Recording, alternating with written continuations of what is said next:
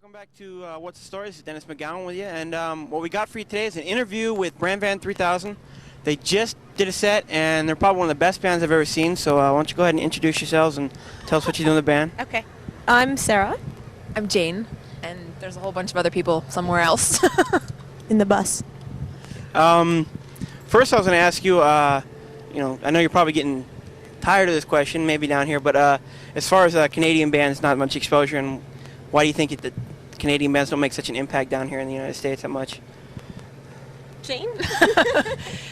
Specifically, why do I think that? Well, I mean, the best answer I can give is just that the industries seem to be separate, the Canadian and American industries, and I just think that lately it's become better. There's been a lot of new bands like Rufus Wainwright, obviously Bare Naked Ladies, who have been feeders, who've been known, Sarah McLachlan, a lot of people, and I think it's just taking time for the industries to kind of get to know each other and feed back and forth. It just seems that the countries remain divided for some reason. I'm not exactly sure why. The HORDE tour, how'd you get hooked up with that, and was there a specific reason you wanted on that, or? I want Jayne? Right. Well, I chose HORDE because, no.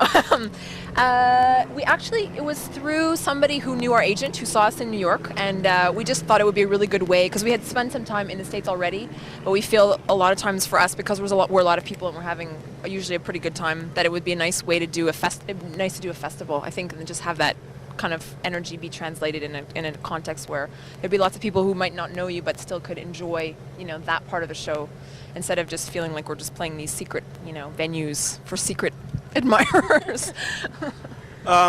Watch the set. It's a great set, by the way. I don't know if I told you that before, but there's so many different instruments, so many different people in the band that do different things. You come out, you open with Public Enemy, Megadeth t-shirts on, a little bit of hard rock and a little bit of everything, and you listen to the album and no one song is exactly alike, and I'm wondering, what do you consider your influences and Sara? Well, that's the reason why there's so many people with so many different influences that it's hard to be individual about anything in this band, so it's hard for me to answer that question. I mean, I could tell you what my influences are. Yeah, both of you. Let's see, well, lately, I'm a huge fan of, Bjork, Massive Attack, Van Morrison, Ron Sexsmith, so many different things, and I think everyone is. That's why I think everyone loves Van Morrison, though. Yeah. That's the uniting factor. We always say that. No, it's true that that the Clash is our uniting factor. That's true, actually. It's true. It's just the idea that there's so many different people who get a chance to express themselves individually makes the album and makes the band that eclectic, really.